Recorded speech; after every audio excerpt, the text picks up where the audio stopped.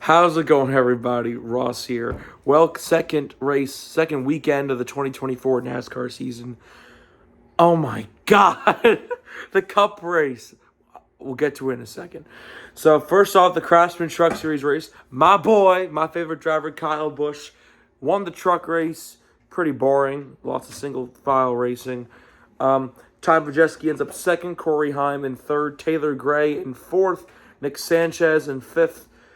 Caden Honeycutt in the 45 in 6th, Tyler Ankrum in 7th, Roger Caruth in 8th, Daniel Dye in 9th, and Dean Thompson in 10th. Congratulations to Daniel Dye, who got his first career Truck Series pole. DNFing, Grant Enfinger, who was leading with less than 10 laps to go, had a tire go down. Ben Rhodes also has some issues. He was up front. Bailey Curry had some issues. The two really fast, the other two McAnally cars, Jack Wood in the 91 and Christian Eckes. Christian Eckes literally won stage one. He had some issues and fell out. Lane Riggs in the 38 was disqualified. I kind of forgot why. Now they go to an even more boring race, the NASCAR Xfinity Series race. I was really bored watching that race. Again, single file racing for most of the race, for 95% of the race. And on the final restart, about 6 or 7 people ran out of gas. And that leaves with Austin Hill going back-to-back to start 2024. I do not like Austin Hill. Lots of reasons why I don't like Austin Hill. But I'm about that happy that he won 2 in a row. And he won this race last year too. Chandler Smith in the 81 ends up second. Shane Van Gisbergen at SVG, man. 2 Xfinity starts, a 12th at Daytona, and now 3rd at Atlanta. He's starting off strong. We'll see how real it gets when we go to Las Vegas next week. Sheldon Creed in 4th, Parker Retzlaff in 5th, Jeremy Clements in 6th, Anthony Alfredo in 7th, Jeffrey Earnhardt in 8th, Ryan Truex in 9th. I forgot who was in the 19. And Sammy Smith in 10th. Other notables, Jesse Love, who led 98% of this race, was leading on the final restart. He ran out of gas, ends up 12th. Same with Riley Herbst and Cole Custer. They were up there for most of the race. They also ran out of gas on the final restart, ending up 15th and 16th. Parker Kligerman, who restarted second on the last restart, ends up 19th. Justin Allgaier, I don't think he finished. John Hunter Nemechek had issues.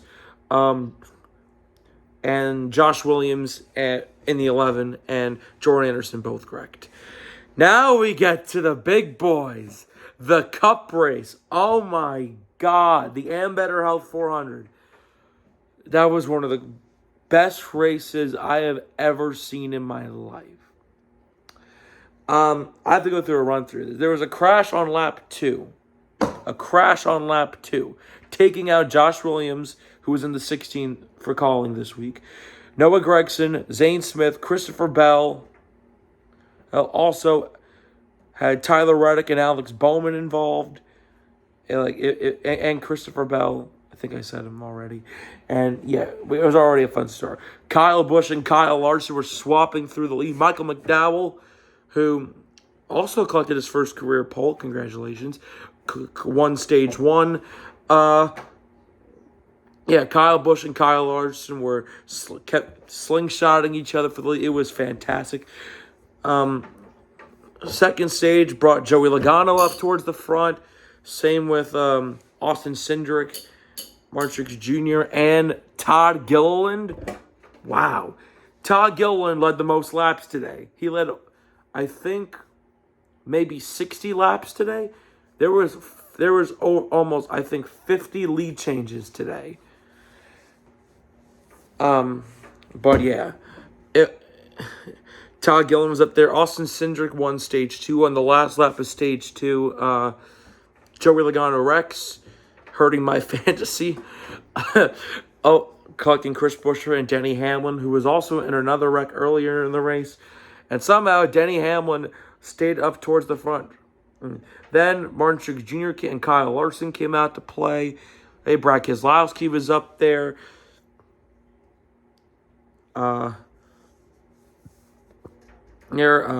Larson and Truex were side by side for the lead. Chase Briscoe took it with like 50 to go. Chase Briscoe took it 3 wide. Austin Cindric took it 4 wide. We went 4 wide for the lead. Unbelievable. And they didn't wreck. It was crazy. Then they did wreck during the final commercial, side-by-side commercial break. Brad Keselowski, who was running, I think, 4th, spun out, collected Kyle Larson and Corey LaJoie. That hurts my fantasy again. I don't know how many laps to go they restarted with. I forgot to mention that Chase Elliott also spun out, getting Chastain by Ross Chastain. That brought Kyle Busch back up to the front, brought Ryan Blaney up to the front, Daniel Suarez up to the front, Bubba Wallace. They started to play with, I think, 15 laps with less than 20 laps to go. Chase Briscoe, who was running up front towards the end, and another 4 wide instant gets turned, collecting Denny Hamlin and Justin Haley. Yeah, Denny Hamlin was finally taken down.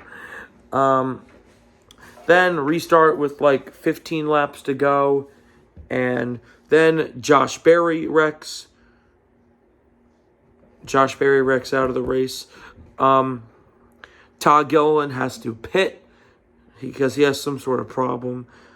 So he ends up deep in the field. I don't know where exactly he finished, but it was a really strong day for him either way. I'm proud of Todd Gilliland. Martin Truex Jr. ends up 12th, but we'll get to that in a second. And then we have a 5-lap dash to the finish. Ryan Blaney versus Daniel Suarez heading into turn 1. And for the final 5 laps, it was Ryan Blaney holding off Daniel Suarez on the outside and Kyle Busch on the inside. Then on the final lap, here's where we get very specific. Ryan Blaney leading on the bottom with Kyle Busch right behind him. Daniel Suarez, he's got to run on the outside. He's starting to get alongside Blaney. Kyle Busch goes up, squeezes up the middle. They're 3 wide for the lead, going through 3 and 4. They're 3 wide coming out of 4. They're 3 wide coming to the checkered flag. They cross the line 3 wide. The 3rd closest finish in NASCAR history. Daniel Suarez beats Ryan Blaney by 3/1000ths of a second.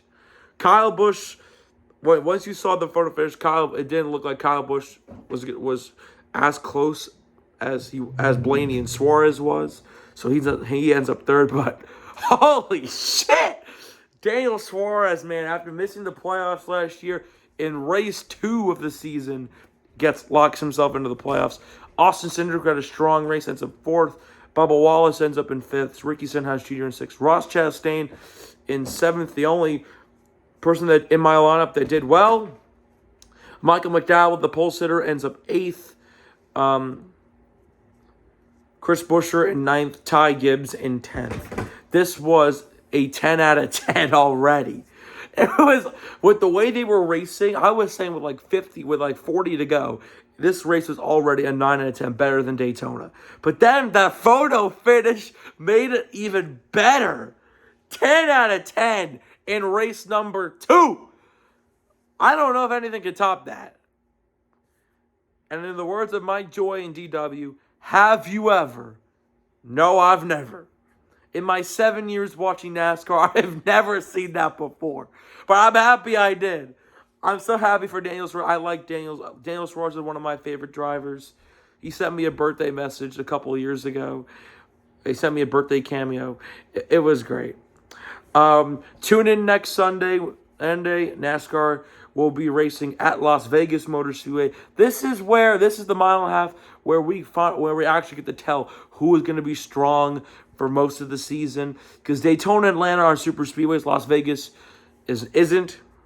We go to Phoenix as well. We start the West Coast swing. And, yeah. So, now William Byron and Daniel Suarez are locked into the 2024 playoffs. And yeah, it's going to be wild. Las Vegas is a good mile and a half, so hopefully it's a good race. But I don't think anything can top what I saw today. My race reactions will be posted, I think later tonight after this video.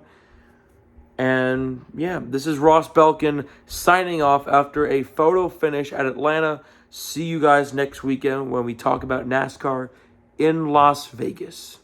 Peace out, y'all.